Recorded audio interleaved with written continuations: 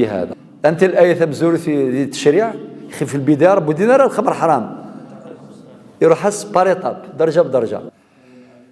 ومن ثمرات النخيل والأعناب تتخذون منه سكرا ورزقا حسنا. آية واصفة تصف ودينا ربي الحرام ذاك الدقار من ثمرات يعني النخيل تسمر كذ الأعناب في زورين أظن السنغيد السفوغم رزقا حسنا تتخذون منه سكن ورزقا حسنا بمعنى السفغم سكسن أين تسكرا واد السفغم رزقا حسنا سورتو دي زمان البوس هاد السفغ لي جوي هاد السفغ الزفيف هاد السفغ يعني دي زفيف هاد السفغ تسمرني المجفف إلا ذيك الخير ما شاء الله صافي ربي ندوى ندوى لا نسين آية واصفة تصف أرنو شوية يسألونك عن الخمر والميسر القمر سبحان الله شغل ما كاين دكون يعني كاين دكون الخمر وذ القمر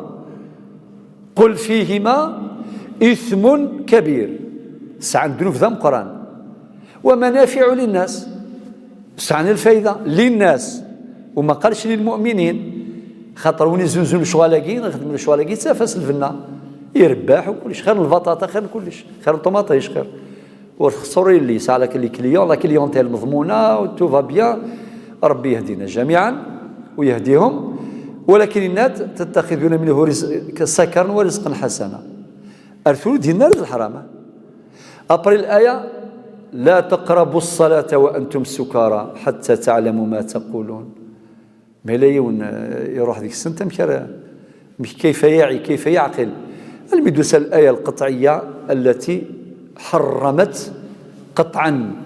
الآية تعرفوها يا أيها الذين آمنوا إنما الخمر والميسر والأنصاب والأزلام رجس من عمل الشيطان فاجتنبوه إلى آخر الآية المباركة.